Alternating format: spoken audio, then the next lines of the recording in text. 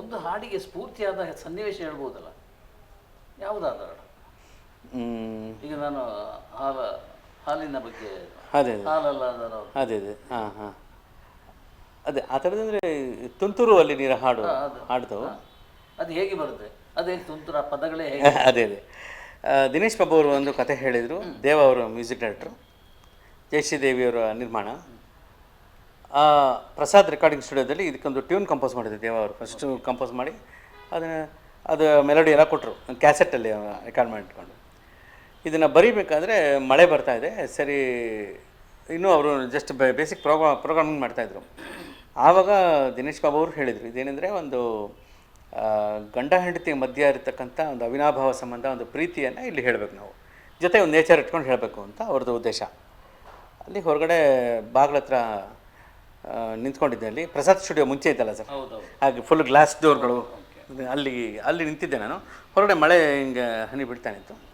ಅಲ್ಲಿ ನಮ್ಮ ಜೊತೆ ಒಬ್ಬರು ಪ್ರೊಡಕ್ಷನ್ ಮ್ಯಾನೇಜರ್ ಇದ್ದರು. ಸರಿ ನಾನೇನು ಮಾಡಿದೆ, ಒಂಚೂರು ಕಾಫಿ ಕೊಡಿ ಅಂತ ನೋಡ್ತಾ ಆ ಟ್ಯೂನ್ ಹಾಡ್ತಾಯಿದ್ದೀನಿ. ಟ್ಯೂನ್ ಸ್ವಲ್ಪ ಭಾವಗೀತೆ ಥರ ಇದೆ, ಸಿನಿಮಾಗೆ ಹೆಂಗೆ ವರ್ಕ್ ಆಗುತ್ತೆ ಇದು ಅನ್ನೋದು ನನಗೊಂದು ಸ್ವಲ್ಪ ತಳಮಳ ಇತ್ತು. ಆಗ ಅಲ್ಲಿ ಇಂಜಿನಿಯರಾಗೆ ಪಳನಿ ಸೇನಾಪತಿ ಅಂತ ಅವರು ಅಲ್ಲಿ ಕಣ್ಣನ್ ಅಂತ ಇಂಜಿನಿಯರ್ ಇದ್ದರು. ಪಳನಿ ಅವ್ರ ಜೊತೆ ಅಸಿಸ್ಟೆಂಟಾಗಿ ಕೆಲಸ ಮಾಡ್ತಿದ್ರು ಅದೇ ಸ್ಟುಡಿಯೋದಲ್ಲಿ. ಪಳನಿನ ಕರೆದ್ಬಿಟ್ಟು, ಪಳನಿ ಇದು ಮೆಲೋಡಿ ಚೆನ್ನಾಗಿದೆ, ಇದಕ್ಕೆ ಬರೆದ್ರೆ ಜನ ಕೇಳ್ತಾರಾ, ತುಂಬ ಸ್ಲೋ ಅನ್ಸಲ್ವಾ ಅಂತ ನಾನು ಪಳನಿ ಚರ್ಚೆ ಮಾಡ್ತಾಯಿದ್ವಿ. ಇಲ್ಲಮ್ಮ ಇದೇನೋ ಚೆನ್ನಾಗಿ ಬರ್ಬೋದು, ಹಂಗೆ ಮಾತಾಡ್ತಾಯಿದ್ವಿ. ಹಿಂಗೆ ನೋಡ್ತಾ ಇದ್ದೀನಿ, ಸಣ್ಣದೊಂದು ಪೇಪರು ಪೆನ್ ಇಟ್ಕೊಂಡು, ಬುಕ್ಕು ಇಲ್ಲ ಇಟ್ಕೊಂಡು ಅಲ್ಲಿ ನಿಂತಿದ್ದೀನಿ. ಇವರೊಂದು ಕಾಫಿ ತಂದು ಕೊಟ್ಟರು. ಈ ಕಾಫಿ ಲೋಟ ಕೈಲಿ ಇಟ್ಕೊಂಡ ತಕ್ಷಣ ಸಿಕ್ಕಾಪಟ್ಟೆ ಬಿಸಿ ಸ್ಟೀಲ್ ಲೋಟ ಇಂಥ ಕೈ ಕಂಪಿಸ್ಬಿಡ್ತು. ಏನಪ್ಪ ಹಿಂಗೆ ಕೈ ಕಂಪಿಸ್ತಾ ಇದೆ ಅಪ್ಪ ಅಂದ್ಬಿಟ್ಟು ತಕ್ಷಣ ನೋಡ್ತಾ, ಇಲ್ಲ ಸರ್ ಪ್ರೀತಿಯಿಂದ ಕೊಟ್ಟಿದ್ದು. ಹೌದಪ್ಪ, ಕಂಪನ ಇಲ್ಲಿ ಪ್ರೀತಿ ಹಾಡು ಅಂತ ಹಾಡು ಬರಿತಾ ಇದ್ದೀನಿ, ಕಂಪನ ಇದೆ, ನೀವು ಪ್ರೀತಿಯಿಂದ ಕೊಟ್ಟಿದ್ಯಾ. ಫಸ್ಟ್ ಲೈನ್ ಇದೇ ಬರ್ತಿದ್ದು, ಕಂಪನ ಇಲ್ಲಿ ಪ್ರೀತಿ ಹಾಡು ತಾನೇ ಫಸ್ಟ್ ಬರ್ತಿದ್ದು. ಆಮೇಲೆ ಹಿಂಗೆ ನೋಡ್ತೀನಿ, ಯಾಕೋ ಇದು ವರ್ಕ್ ಆಗ್ತಿಲ್ಲ ಅಂದ್ಬಿಟ್ಟು ಅಲ್ಲಿ ಮಳೆ ಹನಿ ಬೀಳ್ತಾ ಇದೆಯಲ್ಲ, ತುಂತುರು ಬೀಳ್ತಾ ಇದೆ. ತುಂತುರು ನೋಡಿದ್ರೆ ಅಲ್ಲಿ ನೀರು ಹಾಡು ಹೇಳ್ತಾ ಇದೆ, ಇಲ್ಲಿ ಇದು ಬರ್ತಾಯಿದೆ ಅಂದ್ಬಿಟ್ಟು ತಕ್ಷಣ ಹೌದಲ್ವಾ, ತುಂತುರು ಅಲ್ಲಿ ನೀರ ಹಾಡು, ಕಂಪನ ಇಲ್ಲಿ ಪ್ರೀತಿ ಹಾಡು ಅಂತ ಉಲ್ಟಾ ಬರ್ತಿದ್ದೆ ಫಸ್ಟು. ಆಮೇಲೆ ಡೈರೆಕ್ಟರ್ ಜೊತೆ ಆಮೇಲೆ ಒಂದು 2 ನಿಮಿಷ ಆಗಿರ್ಬೋದು ಅವ್ರ ಜೊತೆ ಕೂತ್ಕೊಂಡು, ಸರ್ ಈ ವರ್ಡ್ ಫಸ್ಟ್ ಹಾಕಿದ್ರೆ ಹೆಂಗಿರುತ್ತೆ, ತುಂತುರು ಅಲ್ಲಿ ನೀರ ಹಾಡು, ಕಂಪನ ಇಲ್ಲಿ ಪ್ರೀತಿ ಹಾಡು ಇಲ್ಲಿ ಹಾಡಿದ್ರು. ದಿನೇಶ್ ಬಾಬು ಅವ್ರಿಗೆ ಮ್ಯೂಸಿಕಲ್ ಸೆನ್ಸು, ಪೊಯೆಟ್ರಿ ಸೆನ್ಸು ಸಿಕ್ಕಾಪಟ್ಟೆ ಚೆನ್ನಾಗಿದೆ. ಅವರು ನೋಡಿದ ತಕ್ಷಣ ವಾವ್ ಚೆನ್ನಾಗಿದೆ ಓಕೆ ಅಂದ್ಬಿಟ್ರು. ನನಗೆ ಇದು ಸರ್ ಇದು ಹಿಂಗಿರುತ್ತೆ ಸರ್ ಮೀನಿಂಗ್, ಚೆನ್ನಾಗಿದೆ ಅಂದರು. ಅಷ್ಟೇ, ಅಲ್ಲಿಗೆ ತುಂತುರು ಅಲ್ಲಿ ನೀರ ಹಾಡು, ಕಾಫಿ ಲೋಟ ಇದಾಗಿದೆ, ಕಂಪನ ಇಲ್ಲಿ ಪ್ರೀತಿ ಹಾಡು. ಅದ್ರ ಮಧ್ಯೆ ಹಂಗೆ ಆಯಿತು. ನನ್ನ ತುಂಬು ಹೃದಯ ನೀ ತುಂಬಿದೆ ಅಂತ ಅದರಲ್ಲಿ ಒಂದು ಲೈನ್ ಇದೆ. ಅದೇನು ಖಾಲಿ ಹೃದಯ ಆದರೆ ತುಂಬೋದು, ತುಂಬಿದ್ದೇನು ಮತ್ತೆ ತುಂಬೋದು ಅಂತ, ಓವರ್ಫ್ಲೋ ಅಂತ. ತುಂಬಿದ್ದ ಮೇಲೆ ಮತ್ತೆ ತುಂಬಿದ್ರೆ ಓವರ್ಫ್ಲೋ. ಸೊ ನನ್ನ ತುಂಬ ಹೃದಯ ನೀ ತುಂಬಿದೆ ಅಂತ ಹಿಂಗೆ. ಅದರಲ್ಲಿ ಗಗನದ ಸೂರ್ಯ ಮನೆ ಮೇಲೆ, ನೀನು ನನ್ನ ಸೂರ್ಯ ಹಣೆ ಮೇಲೆ, ಹೇಗೆ ಅವರು ಮಧ್ಯ ಫೀಲ್ ಇರುತ್ತೆ ಆ ಥರ ಅಂದ್ಕೊಂಡು ಹಿಂಗೆ ಅಲ್ಲೇ ಒಂದು 1.5 hour ಆಗಿರ್ಬೋದು ಸರ್ ಹಾಡು ಕಂಪ್ಲೀಟ್ ಆಯಿತು. ಅಲ್ಲೇ ನಿಂತ್ಕೊಂಡು ಓಡಾಡ್ಕೊಂಡು ವಾಯ್ಸ್ ರೂಮು, ಕಂಟ್ರೋಲ್ ರೂಮು, ಹೊರಗಡೆ ಮಳೆ, ಕಾಫಿ ಹಿಂಗೆ ಇಟ್ಕೊಂಡು. ಆಮೇಲೆ ಏನಾದರೂ ಹೇಳಿದಾಗ ಅದು ಕಂಪ್ಲೀಟ್ ಪೊಯಿಟಿಕ್ ಕಲರಲ್ಲಿ ತೊಗೊಳ್ತಾರೆ ಡೈರೆಕ್ಟ್ರು. ಅದು ತುಂಬ ದೊಡ್ಡ ಪ್ಲಸ್ ಪಾಯಿಂಟ್ ಆಗೋಯ್ತು ನನಗೆ. ದೇವ ಅವರು ವೆರಿ ಗುಡ್, ಇದು ಫ್ರೆಂಡ್ಲಿ, ವೆರಿ ಫ್ಲೆಕ್ಸಿಬಲ್ ಅವ್ರಿಗೆ. ಅಕಸ್ಮಾತ್ ಅವರು ಕೆಲವರಿಗೆ ತುಂಬ ಕರಾರವಾದ ಲಘು ಗುರು ಮಾತ್ರೆಗಳ ಲೆಕ್ಕದಲ್ಲಿ ಬೇಕು ಎಲ್ಲನೂ, ಇಲ್ಲಿ ತುಂಬ ಸುಲಭವಾಗಿ ಅಕ್ಸೆಪ್ಟ್ ಮಾಡಿಬಿಟ್ರು. ಹಾಗಾಗಿ ಆ ಚಿತ್ರದ ಎಲ್ಲ ಹಾಡು ಅದಾ ತುಂತುರುನಾ? ಅಯ್ಯೋ ನನ್ನ ಧ್ವನಿಲ್ಲ.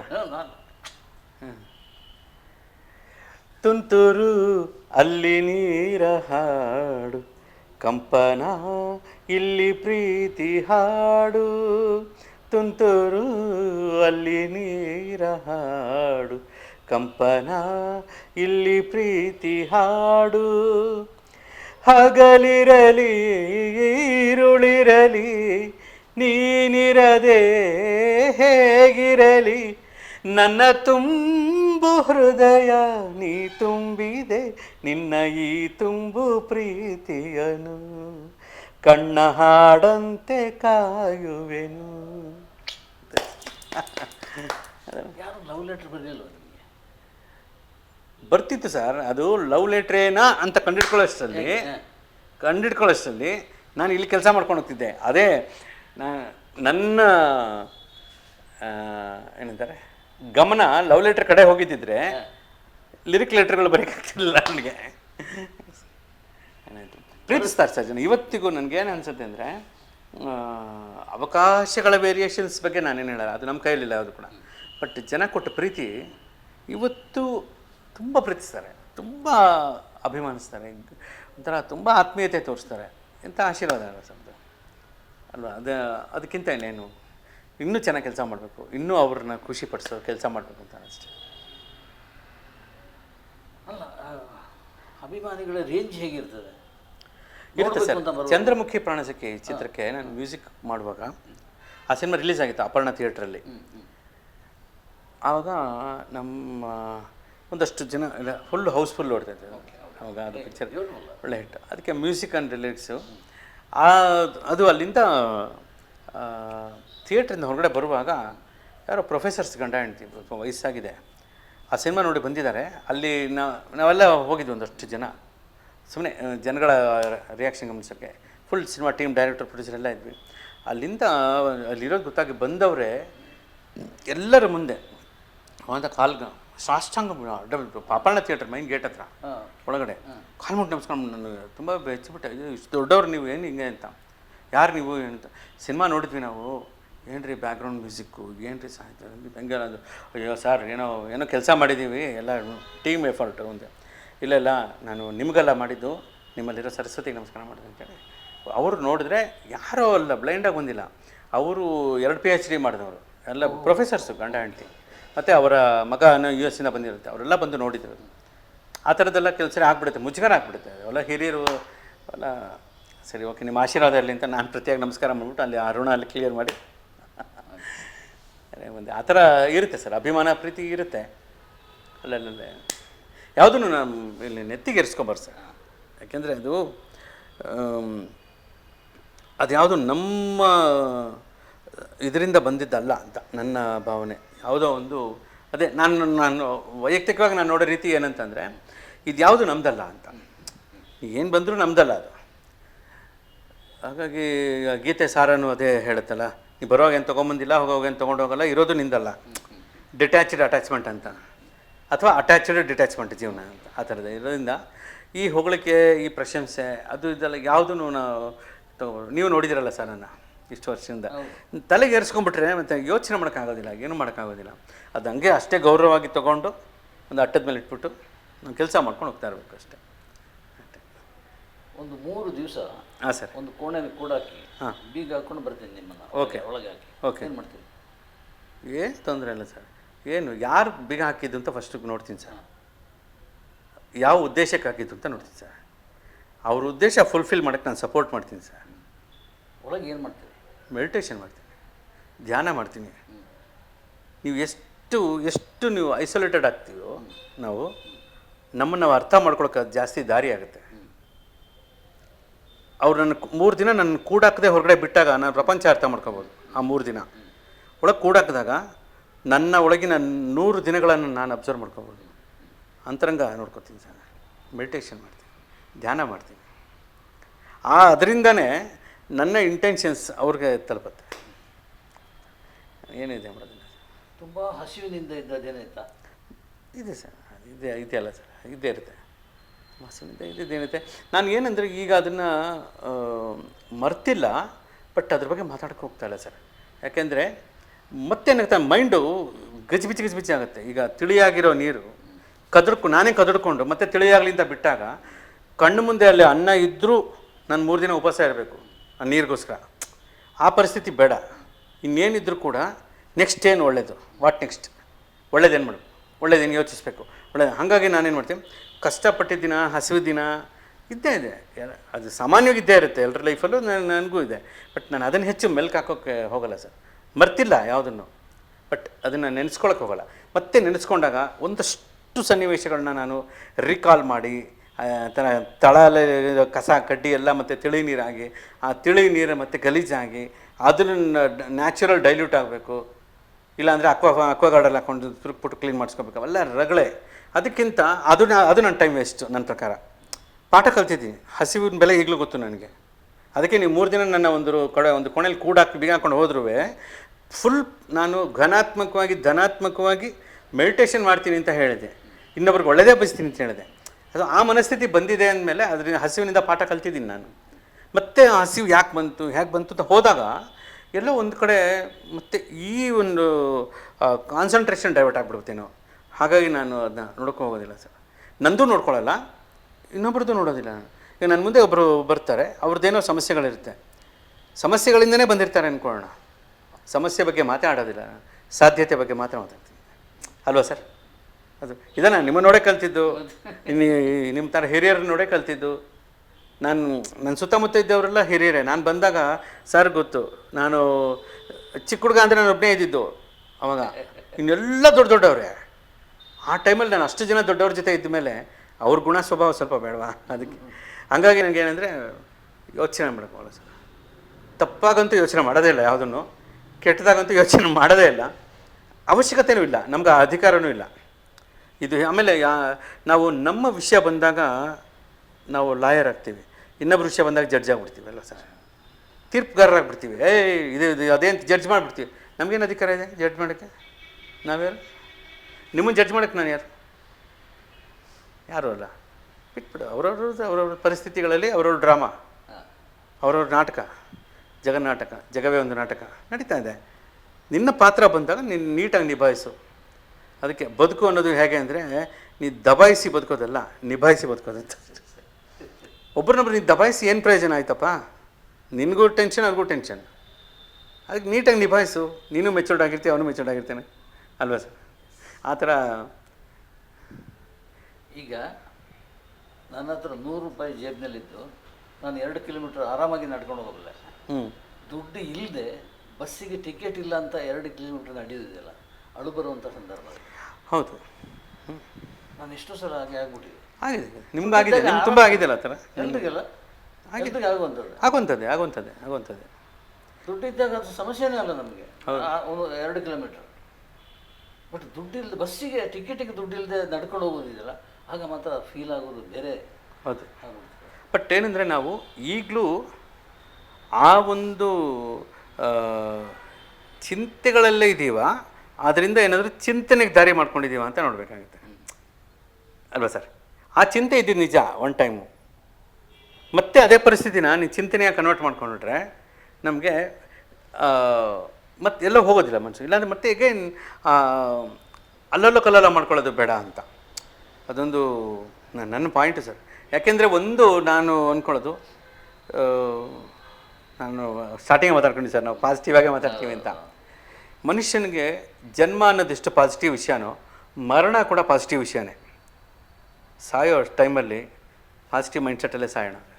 ಯಾರು ಯಾವ ಬದುಕ್ತೀವೋ ಯಾವ ಸಾಯ್ತೀವೋ ಗೊತ್ತಿಲ್ಲ. ಫಿಲಾಸಫಿಕಲ್ ಅಂತ ನಾವು ಲೇಬಲ್ ಕೊಟ್ಬಿಟ್ಟು ಅದನ್ನೇನೋ ಒಂದು ಮಾಡ್ಬಿಡ್ತೀವಿ. ಯಾವ ಫಿಲಾಸಫಿ ಪ್ರಶ್ನೆ ಅಲ್ಲ, ಇದು ಟ್ರೂತು. ಹಾಗಿರೋದ್ರಿಂದ ನಾವು ಯೂತು ಅಲ್ವಾ ಸರ್? ಹಾಗಂದರೆ ಫಿಲಾಸಫಿಕಲ್ಲಾಗಿ ವಾಸ್ತವಕ್ಕೆ ನಾವು ಯಾವುದೋ ಒಂದು ತತ್ವ ಅಥವಾ ತಾತ್ವಿಕ ಹಂಗೆಲ್ಲ ಬೇಡ. ಬಟ್ ರಿಯಾಲಿಟಿ ಏನಂತಂದರೆ, ಕ್ಲೀನಾಗಿ ಖುಷಿಯಾಗಿರು, ಇನ್ನೊಬ್ರು ಖುಷಿ ಕೊಡು, ಒಳ್ಳೇದನ್ನು ಮಾಡು. ಆಗಲಿಲ್ವಾ ಸುಮ್ಮನೆ ಏನೋ ಮಾಡು ಸರ್. ನೀವು ಬೆಸ್ಟ್ ಎಕ್ಸಾಂಪಲ್ ಹೇಳಿದ್ದು, 3 ದಿನ ಕೂಡ ಹಾಕ್ಬಿಟ್ಟು ನೀವು ಬಿಟ್ಟರೆ ಏನು ಮಾಡ್ತೀಯ? ಮೆಡಿಟೇಷನ್ ಮಾಡ್ತೀನಿ, ಲೋಕಕ್ಕೆ ಒಳ್ಳೇದು ಮಾಡಪ್ಪ ಅಂತ ಪ್ರೇಯರ್ ಮಾಡ್ತೀನಿ ಅಲ್ವಾ? ಅದೆಲ್ಲ ಕಾಣ.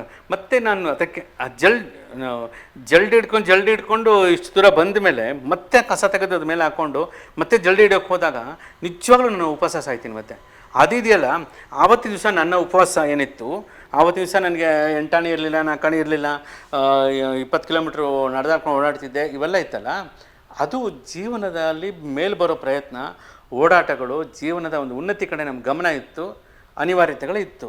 ಇವತ್ತು ನಾನು ಅದನ್ನೇ ಮಾಡ್ಕೊಂಡಿದ್ರೆ ನಾನು ಮೂರ್ಖ ಆಗ್ಬಿಡ್ತೀನಿ ಅಲ್ಲ ಸರ್? ಮೂರ್ಖ ಆಗ್ಬಿಡ್ತೀನಿ, ಮುಟ್ಟಾಳಾಗ್ಬಿಡ್ತೀನಿ. ಅವಶ್ಯಕತೆ ಇಲ್ಲ, ಬೇಡ. ಅದರಿಂದ ಪಾಠ ಕಲ್ತಿದ್ಯಾ, ನೆಕ್ಸ್ಟ್ ಅದನ್ನ ಹಿಂಗೆ ಇಂಪ್ಲಿಮೆಂಟ್ ಮಾಡ್ಕೊಂಡು ಹೋಗ್ತೀಯ ಅಷ್ಟೇ.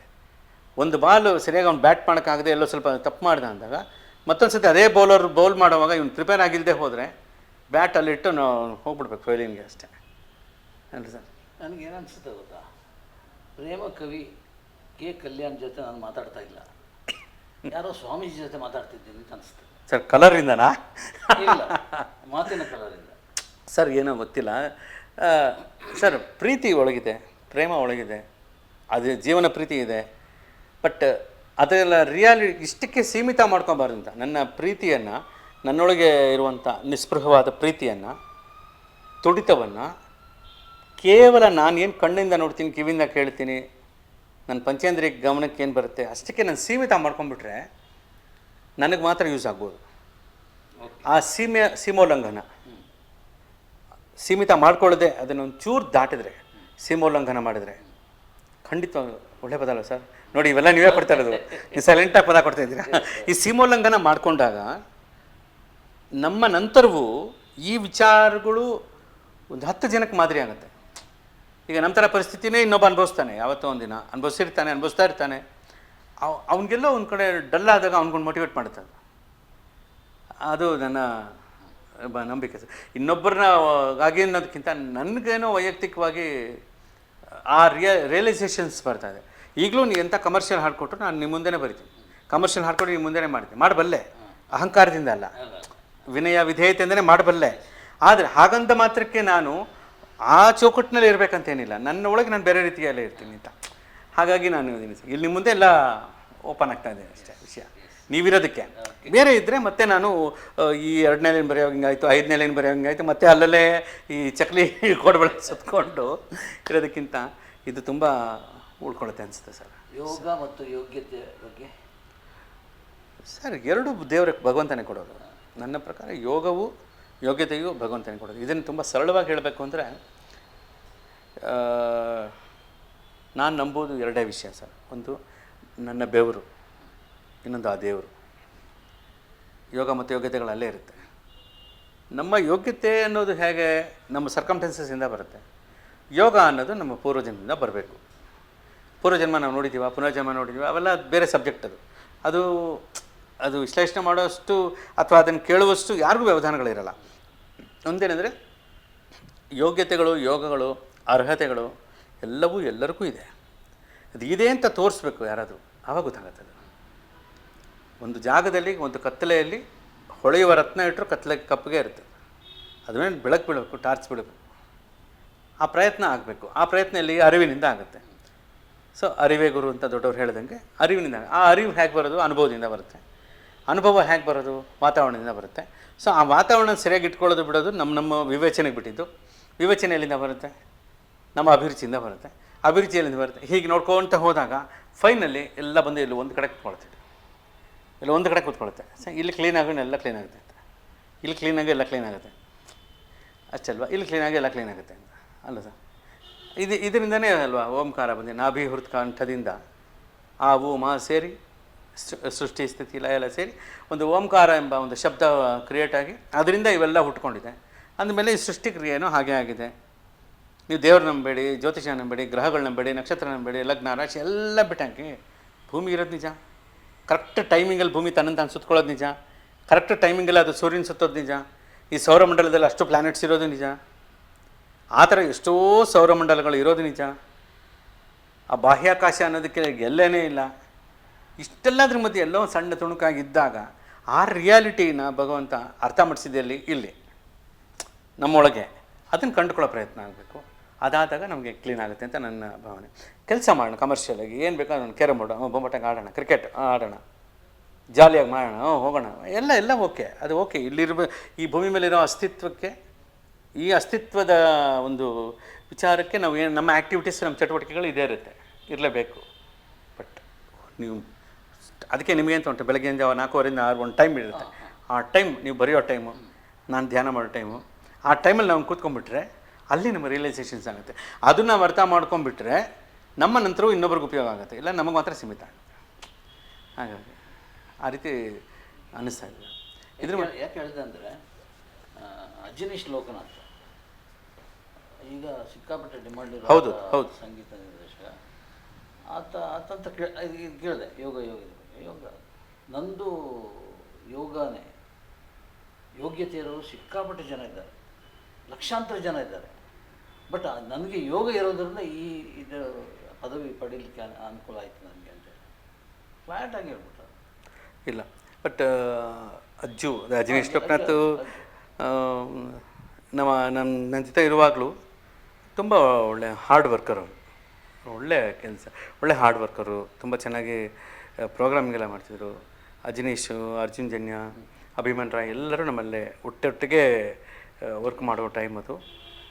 ಎಲ್ಲ ತುಂಬ ಹಾರ್ಡ್ ವರ್ಕ್ ಅದು, ಎಲ್ಲರಿಗೂ ಡೆಡಿಕೇಶನ್ ಇದೆ. ಆಮೇಲೆ ಅದು ಅಜನೀಶ್ ಹೇಳೋದು ಅಜನೀಶ್ನ ಒಂದು ಮೆಚುರಿಟಿ. ಬಟ್ ಅಜನೀಶ್ಗೆ ಒಬ್ಬ ಬ್ರದರ್ ಆಗಿ ಆತ ನನ್ನ ತಮ್ಮ ಅಂತ ಅಂದ್ಕೊಂಡು ನಾನು ಹೇಳೋದಾದರೆ, ಅಜನೀಶ್ ಆಗಲಿ, ಅರ್ಜುನ್ ಜನ್ಯ ಆಗಲಿ, ಅಭಿಮನ್ ರಾಯ್ ಆಗಲಿ, ಶ್ರೀಧರ್ ಸಂಭ್ರಮ ಆಗಲಿ, ಮಳವಳ್ಳಿ ಸಾಯಿ ಕೃಷ್ಣ ಆಗಲಿ, ಇವರೆಲ್ಲರನ್ನೂ ಯೋಚನೆ ಮಾಡಿ ಹೇಳೋದಾದರೆ ಎಲ್ಲರೂ ಕೂಡ ಯೋಗ ಯೋಗ್ಯತೆ ಎರಡೂ ಪಡ್ಕೊಂಡವರು, ಎರಡೂ ಇರೋರು. ಸುಮ್ಮನೆ ಏನೂ ಆಗೋದಿಲ್ಲ, ವಿನಾಕಾರಣ ಏನೂ ಸೃಷ್ಟಿ ಆಗೋಲ್ಲ, ಏನೂ ಆಗೋದಿಲ್ಲ. ಪ್ರತಿಯೊಂದಕ್ಕೂ ಒಂದು ರೀಸನ್ ಇದೆ, ಅದನ್ನು ಅವರು ಮಾಡ್ಕೊಂಡಿದ್ದಾರೆ. ಒಳ್ಳೆ ಹಾರ್ಡ್ ವರ್ಕರ್, ಕೆಲಸಗಾರ.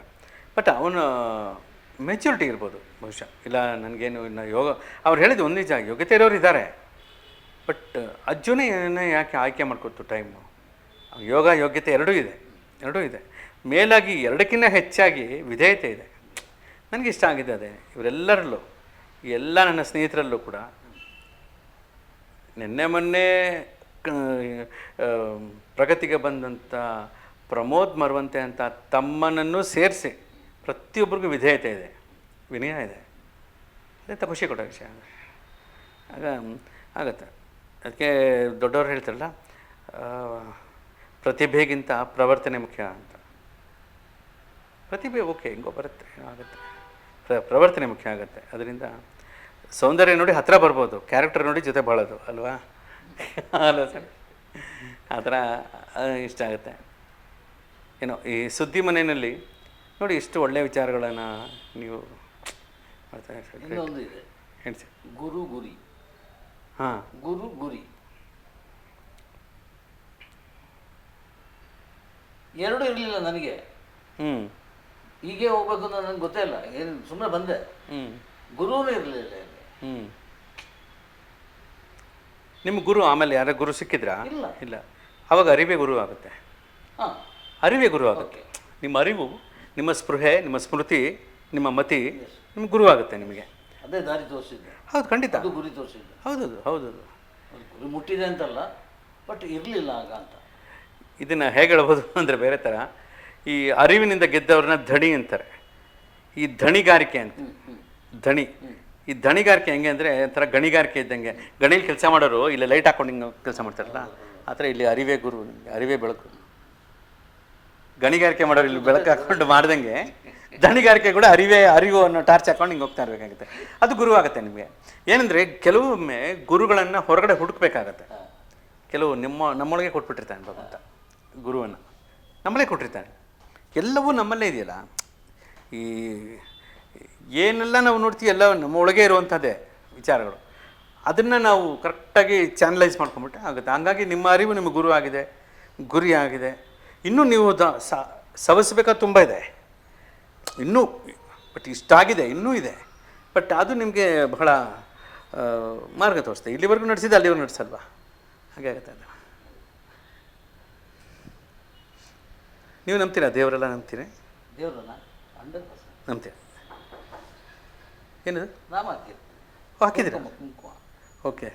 ಪೂಜೆ ಮಾಡ್ತೀನಿ. ಓಕೆ. ಧ್ಯಾನ ಮಾಡ್ತೀನಿ. Very good. ವಾಕಿಂಗ್ ಇದೆ. ಎಲ್ಲ ನಾನು ನಂಬದಿರುವಂಥದ್ದೇನಿಲ್ಲ. ಅದು ಸರಿ. ಒಳ್ಳೆಯವರನ್ನು ನಂಬ್ತೇನೆ, ಕೆಟ್ಟವರನ್ನು ನಂಬ್ತೇನೆ. ಅದು ಸರ್, ಅದು ನೋಡಿ, ಒಳ್ಳೆಯವರನ್ನು ಮಾತ್ರ ನಂಬುವುದು ಜಾಣತನ, ಕೆಟ್ಟವರನ್ನೇ ನಂಬುವುದು ಮೂರ್ಖತನ, ಇಬ್ಬರನ್ನು ನಂಬೋದು ಒಳ್ಳೆತನ. ಸರ್ ಚೆನ್ನಾಗಂತಲ್ಲ ಇದು? ಏನಂದ್ರೆ ನೋಡಿ ಅಲ್ವಾ, ಒಳ್ಳೆಯವರನ್ನು ಮಾತ್ರ ನಂಬುವುದು ಜಾಣತನ, ಕೆಟ್ಟವರನ್ನೇ ನಂಬುವುದು ಮೂರ್ಖತನ, ಇಬ್ಬರನ್ನೂ ನಂಬುವುದು ಒಳ್ಳೆತನ. ಚೆನ್ನಾಗಿ ಆ ಥರ ಏನೋ ಫ್ಲೋ. ಬಟ್ ತುಂಬ ಧನ್ಯವಾದಗಳು ಸರ್. ನಿಮ್ಮ ಜೊತೆ ನಿಮ್ಮ ನೋಡಿ ಹೆದರ್ತಾರೆ ಸರ್ ತುಂಬ ಜನ. ಅದು ಹೆದರ್ಬಾರ್ದು ಸರ್, ಪ್ರೀತಿ ಮಾಡಬೇಕು. ನನ್ನ ಆಸೆ ಯಾಕೇನು ಗೊತ್ತಿಲ್ಲ, ಗಣೇಶ್ ಕಾಸರಗೋಡು ಹೌದಾ ಯಾಕೆ ಗೊತ್ತಿಲ್ಲ ಸರ್, ಅದಂಗಾಗಿದೆ, ಅದಾಗಿದೆ. ನಿಮಗೆ ಗೊತ್ತು, ನೀವು ಹಂಗಿಲ್ಲ. ಬಟ್ ನಿಮ್ಮನ್ನು ಗೌರವಿಸ್ತಾರೆ, ಅಭಿಮಾನಿಸ್ತಾರೆ. ನಿಜವಾಗ್ಲೂ ನನ್ನ ಕ್ಯಾರೆಕ್ಟರ್ನ ಅಸೋಸಿಯೇಷನ್ ಮಾಡಿದ್ರು ರವಿ ಬೆಳಗೆರೆ. ಹಾಂ, ಜಮದಗ್ನಿ ಬಂದ. ನನಗೂ ತುಂಬ ಸತಿ ಹೇಳೋರು ರವಿ ಸರ್. ನಾವು ಅವರ ಕೊನೆ ವರ್ಷಗಳಲ್ಲಿ ತುಂಬ ನಾವು ಒಡನಾಡ್ತಲ್ಲಿದ್ವಿ. ನಾನು ರವಿ ಸರ್ ಇದ್ವಲ್ಲ, ದುರ್ವಾಸ ಬಂದ, ರವಿ ಬೆಳಗೆರೆ ಹೇಳೋರು ಇಷ್ಟ ಬಂದ. ಹೇಳಿ ಅದೊಂದಿದೆ ಸರ್. ಹೌದು, ನಾನು ಇರ್ಬೋದು. ಸರ್ ನಿಮ್ಮ ಬಗ್ಗೆ ಇರೋದು ಏನು ಗೊತ್ತಾ ಸರ್, ತುಂಬ ಕೋಪ ಜಾಸ್ತಿ, ಕೋಪಿಷ್ಟ, ಆಮೇಲೆ ಅವರು ಹುಷಾರು, ಒಂದು ಚೂರು ಹಿಂಗೇನು ಮಿಸ್ಕಾಡ್ದೆ ಅಂದರೆ ನಿನ್ನ ಬಗ್ಗೆ ಏನೋ ಬರೆದು ಬಿಡ್ತಾನೆ, ಹೀಗೆ ತುಂಬ ಭಯ ಪಡೋರು. ಆಮೇಲೆ ಅದು ಓಕೆ, ಹಂಗಿದ್ರೆ ನಿಮ್ಮ ಜೊತೆ ನಾನು ಇಷ್ಟು ಫ್ರೀಯಾಗಿ ಮಾತಾಡೋಕ್ಕಾಗ್ತಿರ್ಲಿಲ್ಲ. ಅದೇ ಹೆಂಗೆ ಸರ್ ನಾವು ಇಷ್ಟು ಫ್ರೀಯಾಗಿ, ಅದು ಏನು ಸಾರ್ ಹಿಂಗೆ ಮಾತಾಡ್ಬೇಕು ಹಂಗೆ ಮಾತಾಡ್ಬೇಕು ಅಂದ್ಕೊಂಡು ಬರೀ ಪಾಸಿಟಿವ್ ಅಂತ ಮಾತಾಡ್ತಿರ್ಲಿಲ್ಲ ನಾವು. ಏನೇನೋ ಇತ್ತು ವಿಷಯಗಳು, ಚೆನ್ನಾಗೇ ಮಾತಾಡಿದ್ದೀವಿ, ಒಳ್ಳೆಯದೇ ಮಾತಾಡಿದ್ದೀವಿ, ಒಳ್ಳೆಯದೇ ಇರುತ್ತೆ. ಬಟ್ ಏನಂದರೆ ಇನ್ನು ನನ್ನ ಹಾರೈಕೆ, ನಿಮ್ಮ ಒಬ್ಬ ಇದಾಗಿ ಸರ್ ಆತ್ಮೀಯರಾಗಿ ನನ್ನ ಅನಿಸಿಕೆ, ಇನ್ನು ನಿಮ್ಮನ್ನು ಇಡೀ ಜಗತ್ತು ಇದರ 100 ಪಟ್ಟು ಪ್ರೀತಿಸಬೇಕು. ನಿಮ್ಮನ್ನು ಪ್ರೀತಿಸ್ತಿಲ್ಲ ಅಂತಲ್ಲ, ಇನ್ನೂ 100 ಪಟ್ಟು ನಿಮ್ಮನ್ನು ಪ್ರೀತಿಸಬೇಕು. ನೀವು ಬರಲಿ ಕಾತರದಿಂದ ಕಾಯಬೇಕು, ನಿಮ್ಮ ನಗುನೇ ಇರಬೇಕು ಜೀವನ ಪೂರ್ತಿ ಅಂತ ನನ್ನ ಹಾರೈಕೆ ಸರ್. ನಿಮ್ಮ ಕೋಪ ಸಾಕು ಸರ್, ನಿಮ್ಮ ಕೋಪ ನಿಮ್ಮ ಕೋಪಕ್ಕೆ ಅರ್ಥ ಇದೆ. ನಿಮ್ಮ ಕೋಪಕ್ಕಾಗಲಿ, ನಿಮ್ಮ ಒಂದು ನೇರ ನಿಷ್ಠುರತನಕ್ಕಾಗಲಿ ಅರ್ಥ ಇದೆ, ಅದು ಪ್ರೂವ್ ಆಗಿದೆ. ಅದರಿಂದ ಫಲಾನುಭವಿಗಳು ಇದ್ದಾರೆ, ಫಲವೂ ಸಿಕ್ಕಿದೆ, ಬಲವೂ ಸಿಕ್ಕಿದೆ. ಬಟ್ ಏನಂದರೆ ಇನ್ನು ನಿಮ್ಮಿಂದ ಸಿಗುವಂಥ ಪ್ರೀತಿ ಇದೆಯಲ್ಲ, ಗಣೇಶ್ ಕಾಸರಗೋಡು ಸರ್ ಬಂದರು ಅಂದ್ರೇ ವಾವ್, ಹಬ್ಬ ಅನ್ನೋ ಥರ ಇರಬೇಕು ಸರ್. ಅದು ಆ ಪ್ರೀತಿನೇ ಇರಬೇಕು ಸರ್. ಆವಾಗ ಹೆಂಗೆ ಗೊತ್ತಾ, ನಿಮ್ಮ ಹತ್ರ ಆಗ್ಬಿಡ್ತಾರೆ ಎಲ್ಲರೂ, ನಿಮ್ಮ ಹತ್ರ ಸಾರ್ ಅಂತ ನಿಮ್ಮ ಜೊತೆನೇ ಹೊಡೆದಿರ್ತಾರೆ. ನಿಮಗೆ ಪರಿಚಯ ಇಲ್ಲದ ನೀವು ಹೊರಗೆ ಬರ್ತೀರಾ. ಮತ್ತು ಅದು ಇನ್ನೊಂದು ಪರ್ವ ಆಗಬೇಕು. ಆ ಪರ್ವ ನಮಗೆಲ್ಲ ಗರ್ವ ಆಗಬೇಕು ಸರ್. ಹೆಂಗೆ ಸರ್, ಸಾರು ಒಳಗಿರೋ ಪರ್ವ ಹೊರಗೆ ಬರುತ್ತೆ ಹೊಸ ಥರ. ಆ ಪರ್ವ ನಮಗೆಲ್ಲ ಗರ್ವ ಆಗಬೇಕು. ಗಣೇಶ್ ಕಾಸರಗೋಡು ಸರ್ ನಮ್ಮ ದೋಸ್ತು, ನಮ್ಮ ಆತ್ಮೀಯರು, ಸೀನಿಯರು, ಅದು ಬೇರೆ ವಿಷಯ. ನಮ್ಮ ಜೊತೆ ನಮ್ಮ ಆತ್ಮೀಯರು, ನಮಗಿದು ಆ ಒಂದು ಖುಷಿ ಎಲ್ಲ ಕಡೆ ಬರಬೇಕು ಅನ್ನೋದು ನನ್ನ. ಅಷ್ಟೇ, ಸೂಪರ್ ಸರ್. ಯಾಕೆಂದರೆ ಇಲ್ಲಾಂದರೆ ನಾನು ಸಾರ್ ಹತ್ರ ಇಷ್ಟು ಫ್ರೀ ಆಗಲ್ಲ, ಮಾತಾಡೋಕ್ಕೆ ಸಾಧ್ಯವೇ ಇಲ್ಲ. ಒಂಥರ ಹೆದರಿಕೆ, ಅವ್ರು ಎಲ್ಲಿ ಕೋಪ ಮಾಡ್ಕೋತಾರೋ, ಎಲ್ಲೇನು ಬೈದು ಬಿಡ್ತಾರೋ, ಏನು ತಪ್ಪಾಗಿ ಬರೆದು ಬಿಡ್ತಾರೋ, ಹಿಂಗೇ ಮುಂದೆ ತುಂಬ್ಕೊಂಡ್ಬಿಟ್ಟಿದೆ. ಆ ನೆಗೆಟಿವಿಟಿ ಎಲ್ಲ ಹೋಗಿ ನಿಮ್ಮ ಪ್ರೀತಿ, ನಿಮ್ಮೊಳಗಿರೋ ಮಮತೆ, ನಿಮ್ಮ ವಾತ್ಸಲ್ಯ, ತಾಯಿ ಮಮತೆ ನಿಮ್ಮದು, ನಿಮ್ಮಲ್ಲಿರೋ ವಾತ್ಸಲ್ಯ ನಾನು ಕಂಡಿದ್ದೀನಿ. ನೀವು ನನ್ನ ಕಲ್ಲು ಕೊಡಿ ಸರ್, ಅದರೊಳಗಡೆ ಎಷ್ಟು ಹನಿ ನೀರಿದೆ ಹೇಳ್ತೀನಿ, ಓಕೆನಾ? ಒಂದು ಕಲ್ಲು ಕೊಡಿ, ಕಲ್ಲೊಳಗಡೆ ಎಷ್ಟು ಹನಿ ನೀರಿದೆ ಹೇಳಬಲ್ಲೆ. ಹಾಗಿರುವಾಗ ನಿಮ್ಮಲ್ಲಿರೋ ಪ್ರೀತಿ, ನಿಮ್ಮಲ್ಲಿರೋ ಮಮಕಾರ ನನಗೆ ಗೊತ್ತಿಲ್ವಾ? ಗೊತ್ತಾಗುತ್ತೆ. ಅದು ಜಗತ್ತಿಗೆ ಗೊತ್ತಾಗಲಿ, ಅದು ಇನ್ನೂ ಬೇರೆ ಆಗುತ್ತೆ. ನಿಮಗೆ ನಿರಾಳತೆ ಶುರು ಆಗುತ್ತೆ, ಫಸ್ಟ್ ಕ್ಲಾಸ್ ಆಗುತ್ತೆ. ನಿಮ್ಮ ಜಾತಕವನ್ನು ನೀವೇ ತಿದ್ದುಪಡಿ ಮಾಡ್ಕೊಂಡ್ಬಿಡ್ಬೋದು.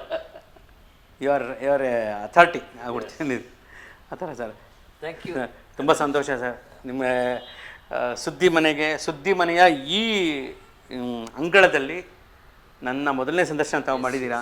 ನನಗೆ ತುಂಬ ಸಂತೋಷ ಆಯಿತು. ತುಂಬ ಒಳ್ಳೆಯದಾಗಲಿ. ದೇವರು ಸುದ್ದಿ ಮನೆಯ ಎಲ್ಲರಿಗೂ ಕೂಡ ಎಲ್ಲವನ್ನೂ ಕೊಟ್ಟು ಕಾಪಾಡಲಿ ಅಂತ ನನ್ನೊಂದು ಹಾರೈಕೆ, ಪ್ರಾರ್ಥನೆ sir. Thank you. Thank you so much. ನಮಸ್ಕಾರ.